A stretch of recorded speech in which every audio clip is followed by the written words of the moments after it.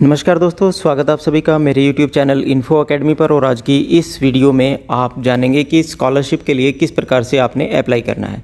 यह वीडियो उन सभी छात्र छात्राओं के लिए है जिन्होंने इस वर्ष में यानी कि 2022 और 23 शैक्षणिक सत्र में BA में BSc या BCom के प्रथम वर्ष, सेकेंड ईयर और थर्ड ईयर में दाखिला लिया है और SC या BC श्रेणी से संबंध रखते हैं।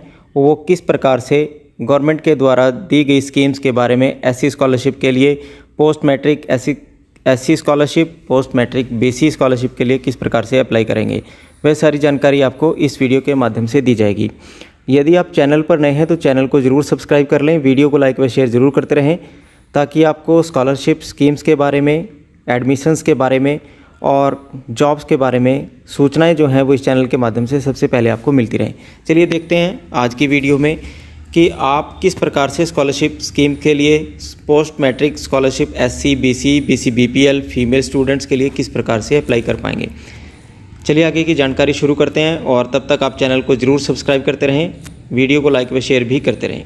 शैक्षणिक सत्र 2022-23 के लिए पोर्टल खोल दिया गया है सरकार के द्वारा और नए जो छात्र हैं जिन्होंने फर्स्ट ईयर में दाखिला लिया है, चाहे वो BCom के हैं, चाहे BSc के हैं या BCom के हैं, BSc के हैं या BA में जिन्होंने प्रथम वर्ष में दाखिला लिया है, वो नए छात्र होंगे और उनको पंजीकरण करना पड़ेगा और आवेदन कर सकेंगे। जबकि जो नवीनीकरण है, जिन्होंने सेकेंड ईयर में दाखिला लिया है, BA, BCom और BSc के सेकेंड ईयर और थर्ड ईयर में दाखिला लिया है, उनका केवल रिन्यूअल होगा यानी कि नवीनीकरण होगा। और नवीनीकरण छात्रों के मामले में संस्थान द्वारा पदोन्नति के बाद 2022-23 के लिए आवेदन अपने आप ही स्वतः लागू कर दिए जाएंगे, क्योंकि सेकेंड ईयर के जिन बच्चों ने फर्स्ट ईयर में पिछले साल SC और BC की स्कॉलरशिप के लिए अप्लाई किया था, उनका सेकेंड ईयर में और फाइनल ईयर में रिन्यूअल का केस रहेगा। रिन्यूअल के केस में आप सभी के जो संबंधित संस्थान होंगे, संबंधित कॉलेज या यूनिवर्सिटीज़ होंगे, वो अपने आप ही आपको जैसे ही वो प्रमोट करेंगे तो आपका स्कॉलरशिप का फॉर्म अपने आप भरा जाएगा। तो इसलिए जो BA सेकेंड ईयर और BCom second year, BSc second year और थर्ड ईयर के स्टूडेंट्स हैं, उनको एक सलाह दी जाती है कि वो अपने अपने कॉलेज में इस संबंध में संपर्क कर लें। और जो BA फर्स्ट ईयर के हैं, BCom फर्स्ट ईयर के हैं, BSc फर्स्ट ईयर में जिन्होंने दाखिला लिया है, वह उनको नया पंजीकरण करना पड़ेगा। पंजीकरण के लिए कौन सी वेबसाइट है वो आगे आपको बताई जाएगी। आप देखते हैं हरियाणा में कितने प्रकार के कॉलेज हैं। Types of college in Haryana. Government colleges हैं। सबसे पहले गवर्नमेंट कॉलेजेस की बात करें तो कुल 177 कॉलेज हैं। गवर्नमेंट एडेड कॉलेज की बात करें तो कुल 97 हैं। सेल्फ फाइनेंस कॉलेजेस की बात करें तो कुल 95 कॉलेज हैं। इस प्रकार हरियाणा में 3 प्रकार के कॉलेज हैं, जो प्योर गवर्नमेंट कॉलेज हैं, गवर्नमेंट एडेड कॉलेजेस हैं, सेल्फ फाइनेंस कॉलेजेस हैं। और इसके बाद बात करते हैं कि आपने जो स्कीम्स हैं वो किस प्रकार की स्कीम्स हैं, कि कौन कौन सी स्कीम में आप अप्लाई कर सकते हैं। स्कीम की बात करें, आपको जो छात्रवृत्ति के लिए एक पोर्टल है जिसका लिंक आपको इस वीडियो के डिस्क्रिप्शन बॉक्स में आपको मिलेगा, उसके ऊपर जाकर आप अप्लाई कर सकते हैं। अप्लाई करने के लिए आपको 3 स्कीम, मेनली जो 3 स्कीम्स हैं उनके बारे में एक बार आप जान लें। सबसे पहली जो स्कीम है वो स्कीम है post matric scholarship for SC students. दूसरी स्कीम है post matric scholarship scheme for BC students और एक है कंसोलिडेट स्टाइपेंड स्कीम। ये केवल गवर्नमेंट कॉलेजेस में जो छात्र पढ़ रहे हैं और SC श्रेणी से संबंध रखते हैं, ये केवल उन छात्रों के लिए है। आगे देखते हैं कि वेब पोर्टल कौन सा है। वेब पोर्टल का लिंक आपको आपकी वीडियो स्क्रीन पर अब आपको दिखाई पड़ रहा होगा। इस वेब पोर्टल को आप एक बार आप नोट कर लें, https://hartharyeduhry.ac.in। ये एक लिंक है। इस लिंक के ऊपर जाकर आप अपना छात्रवृत्ति यानी कि स्कॉलरशिप SC BC की जो स्कॉलरशिप है उसके लिए नया पंजीकरण कर सकते हैं। और जो पुराने स्टूडेंट हैं जिन्होंने पिछले साल में फर्स्ट ईयर की है और सेकेंड ईयर किया है और अब उनका दाखिला सेकेंड ईयर में या फाइनल में है, वो लॉगिन आईडी से, जो पिछले साल की आपकी लॉगिन आईडी है, उस लॉगिन आईडी और पासवर्ड से आप अपना स्टेटस चेक कर सकते हैं कि कॉलेज ने अभी आपको प्रमोट किया है या नहीं किया है। यदि आपको कॉलेज ने प्रमोट कर दिया है तो आप अपना स्टेटस चेक कर पाएंगे और आपका आवेदन फार्म है, जितने भी आपके डॉक्यूमेंट है, यदि आपको सबमिशन करना होगा तो आप कॉलेज के ऑफिस में जाकर भी सबमिट कर सकते हैं। इसके बाद देखते हैं कि एलिजिबिलिटी किस प्रकार से रहेगी। एलिजिबिलिटी फॉर स्कॉलरशिप स्कीम्स की बात करें, सबसे पहले जो स्कीम्स हैं PMS यानी कि पोस्ट मैट्रिक स्कॉलरशिप SC, जो कि गवर्नमेंट कॉलेज और एडेड और सेल्फ फाइनेंस तीनों प्रकार के कॉलेजों के स्टूडेंट्स अप्लाई कर सकते हैं। इसके लिए कैटेगरी आपकी SC होनी चाहिए। और इनकम की बात करें, फैमिली की इनकम 2.5 लाख के समान या उससे कम होनी चाहिए। 2.5 लाख रुपए से यदि आपकी इनकम 1 रुपया भी अधिक होगी तो आप अप्लाई नहीं कर सकते। डोमिसाइल की बात करें तो आप हरियाणा राज्य के परमानेंट रेजिडेंट होने चाहिए और आपकी जो क्लास की अटेंडेंस है वो 75% या 75% से अधिक होनी चाहिए, तभी आपको एलिजिबल माना जाएगा स्कॉलरशिप स्कीम्स के लिए। इसी प्रकार जो पोस्ट मैट्रिक स्कॉलरशिप है BC के लिए, उसके लिए भी तीनों प्रकार के कॉलेजों के जो स्टूडेंट्स हैं वो अप्लाई कर सकते हैं और इसके लिए कैटेगरी आपकी BC होनी चाहिए। और BC के लिए भी जो स्कॉलरशिप स्कीम के लिए जो आपकी एलिजिबिलिटी है, फैमिली इनकम है, वो 2.5 लाख रुपए या 2.5 लाख रुपए से कम होनी चाहिए। हरियाणा के वासी होंगे तभी इस पोस्ट मैट्रिक स्कॉलरशिप के लिए अप्लाई कर सकते हैं। अटेंडेंस की बात करें, आपकी जो अटेंडेंस है क्लास की वो 75% या 75% से अधिक होनी चाहिए। ये आपकी स्कीम्स थी। और तीसरी स्कीम्स है केवल गवर्नमेंट कॉलेजों के लिए। जो गवर्नमेंट कॉलेजों में SC के स्टूडेंट्स हैं उनके ऊपर कंसोलिडेट स्टाइपेंड स्कीम लागू होती है, जिसके लिए SC होना ज़रूरी है और हरियाणा का स्थायी निवासी होना ज़रूरी है। जो कंसोलिडेट स्टाइपेंड स्कीम है गवर्नमेंट कॉलेजों के लिए, उनके लिए कोई इनकम लिमिट नहीं है, वो विदाउट इनकम लिमिट के भी अपना स्कॉलरशिप प्राप्त कर सकते हैं जो गवर्नमेंट के कॉलेजों में स्टूडेंट्स पढ़ रहे हैं। अब जानते हैं कि स्कॉलरशिप स्कीम्स के लिए अप्लाई करने के लिए आपको कौन कौन से डॉक्यूमेंट्स की आवश्यकता होगी। डॉक्यूमेंट्स की जो लिस्ट है वो भी आपको वीडियो स्क्रीन पर अब आपको दिखाई पड़ रही होगी कि स्कॉलरशिप स्कीम के लिए अप्लाई करते वक्त आपको कौन कौन से डॉक्यूमेंट्स की ज़रूरत पड़ेगी। चलिए देखते हैं कौन कौन से डॉक्यूमेंट्स की ज़रूरत पड़ेगी। सबसे पहला जो डॉक्यूमेंट है वो है परिवार पहचान पत्र।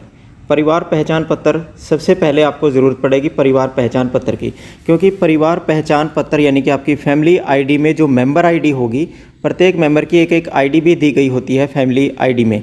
जो मेंबर ID होगी वही आपका इस स्कॉलरशिप स्कीम के लिए ID रहेगी स्कॉलरशिप पोर्टल के ऊपर। और दूसरा आपको डॉक्यूमेंट रिक्वायर्ड होगा आधार कार्ड। तीसरा एप्लीकेंट की फ़ोटोग्राफ जो कि आपको स्कैन करके अपलोड करनी होगी। एप्लीकेंट के यानी कि कैंडिडेट के सिग्नेचर की आवश्यकता होगी जो कि आपको अपलोड करने होंगे स्कैन करके। और पांचवा सबसे जो महत्वपूर्ण डॉक्यूमेंट्स है वो है इनकम सर्टिफिकेट। इनकम सर्टिफिकेट आप यदि मजदूरी करते हैं या कोई अपना काम करते हैं तो आपको जो SDM से SDO से आपको इशू करवा कर देना होगा अपना इनकम सर्टिफिकेट। इनकम सर्टिफिकेट को अप्लाई करने के लिए आप अपने गांव के या अपने मोहल्ले के या शहर के CSC सेंटर से भी अप्लाई करके तैयार करवा सकते हैं। और जो गवर्नमेंट सेवा में हैं या पेंशनर हैं वो अपने DDO यानी कि डिस्बर्स एंड ड्राइंग ऑफिसर से या प्रेजेंट एम्प्लॉयर से एक अपना इनकम का सर्टिफिकेट, जिसे आप सैलरी सर्टिफिकेट भी कहते हैं, वो लेकर आप अप्लाई कर सकते हैं। और आगे बात करते हैं पॉइंट नंबर 6 पर। जो डॉक्यूमेंट है आधार सीडेड रिपोर्ट। आधार सीडेड रिपोर्ट यानी कि जो आपका आधार कार्ड है वो बैंक से लिंक है या नहीं, उसका स्टेटस जानने के लिए आपको आधार कार्ड की जो आधार की वेबसाइट है उसके ऊपर आधार बैंकिंग लिंकिंग स्टेटस में जाकर आपने अपना आधार नंबर डालना है। वहाँ से आपको आधार बैंक लिंकिंग स्टेटस आपको मिल जाएगा, वो आपको अपलोड करना होगा। और 7वां डॉक्यूमेंट है हरियाणा डोमिसाइल सर्टिफिकेट, जिसे आप रेजिडेंस सर्टिफिकेट भी जानते हैं। हरियाणा डोमिसाइल सर्टिफिकेट यानी कि रेजिडेंस सर्टिफिकेट की आपको आवश्यकता होगी। कास्ट सर्टिफिकेट, कास्ट सर्टिफिकेट में आपको SC या BC सर्टिफिकेट की आवश्यकता होगी। और पॉइंट नंबर 10 के ऊपर 10वीं कक्षा की जो DMC है उसकी कॉपी स्कैन करके अपलोड करनी होगी। पॉइंट नंबर 12 के ऊपर 12वीं कक्षा की जो आपकी DMC होगी उसकी कॉपी स्कैन करके आपको अपलोड करनी होगी। और जो BC में BPL कैंडिडेट हैं, जिनके BPL कैटेगरी का राशन कार्ड बना हुआ है और BPL कैटेगरी है और BPL के साथ साथ आप BC कैटेगरी से हैं, तो उनको अपना BPL कार्ड का जो सर्टिफिकेट है या तो आप अपने जो BPL की लिस्ट है वो आप अपलोड कर सकते हैं। और अपना राशन कार्ड जो राशन कार्ड है उसमें BPL का स्टेटस दिया होता है वो अपलोड करें, ताकि आपको जो BC BPL स्कीम्स में आपको ज़्यादा बेनिफिट मिल सके। और पॉइंट नंबर 12 के ऊपर जो डॉक्यूमेंट है वो है last exam past certificate. Suppose करें आप BA सेकेंड ईयर में हैं तो आपको BA फर्स्ट ईयर या BA फर्स्ट सेमेस्टर या सेकेंड सेमेस्टर का जो पासिंग सर्टिफिकेट है वो आपको अपलोड करना होगा। और 13वां पॉइंट के ऊपर जो डॉक्यूमेंट है वो डॉक्यूमेंट है फादर डेथ सर्टिफिकेट। जिन कैंडिडेट्स के फादरलेस कैंडिडेट हैं उन्हें अपना मदर का इनकम सर्टिफिकेट देना होगा, और मदर का इनकम सर्टिफिकेट आप तभी दे सकते हैं जब आप अपने फादर का डेथ सर्टिफिकेट आपको अपलोड करना होगा। ये केवल उन्हीं के केस में है। और बीसी के जो कैंडिडेट हैं, बीसी श्रेणी के जो कैंडिडेट हैं और वो फादरलेस हैं, यानी कि उनके फादर की डेथ हो चुकी है, तो वो अपने फादरलेस का सर्टिफिकेट ज़रूर अटैच करें, क्योंकि बीसी फादरलेस गर्ल्स स्टूडेंट्स के लिए एक्स्ट्रा स्कीम है, उसमें एक्स्ट्रा बेनिफिट आपको मिल सकता है। और 14वां जो डॉक्यूमेंट है 2022-23 के लिए जो आपकी फ़ीस रसीद है जिसके तहत आपने दाखिला लिया है, वह रसीद आपको स्कैन करके अपलोड करनी होगी वेबसाइट के ऊपर। इस प्रकार ये डॉक्यूमेंट्स से 14 प्रकार के डॉक्यूमेंट्स हैं। इन डॉक्यूमेंट्स का आप एक स्क्रीनशॉट लेकर रख सकते हैं और इस प्रकार से आप अपने डॉक्यूमेंट्स तैयार करें और वेबसाइट के ऊपर जाकर अपलोड करें। वेबसाइट है harchhatravathi.hiereduhry.com.ac.in। इस वेबसाइट का लिंक आपको इस वीडियो के डिस्क्रिप्शन बॉक्स में भी आपको मिल जाएगा। इस प्रकार आप SC/BC स्कॉलरशिप के लिए आप अप्लाई कर सकते हैं, और अप्लाई करने की कोई अभी अंतिम तारीख गवर्नमेंट की तरफ से निर्धारित नहीं की गई है, लेकिन जल्द से जल्द आप अपना SC और BC की जो स्कीम्स हैं उसके लिए आप अप्लाई करें। महत्वपूर्ण जो डॉक्यूमेंट है आपका कैटेगरी सर्टिफिकेट, आपका फैमिली ID है और आपका इनकम सर्टिफिकेट जो सबसे पहले आपको बनवाना होता है। इनकम सर्टिफिकेट 2.5 लाख से अधिक इनकम यदि आपकी होगी तो आप अप्लाई नहीं कर पाएंगे, तो अपनी फैमिली ID में भी 2.5 लाख रुपए परिवार की इनकम आपकी होनी चाहिए। इस प्रकार आप स्कॉलरशिप के लिए अप्लाई कर सकते हैं। इस प्रकार के महत्वपूर्ण जानकारियाँ जानने के लिए, जॉब से रिलेटेड, एडमिशन से रिलेटेड और स्कॉलरशिप से रिलेटेड जानकारियाँ जानने के लिए आप इस चैनल को ज़रूर सब्सक्राइब कर लें। वीडियो को लाइक व शेयर ज़रूर करते रहें ताकि आपको इस प्रकार की सूचनाएं इस चैनल के माध्यम से सबसे पहले आपको मिलती रहें। धन्यवाद।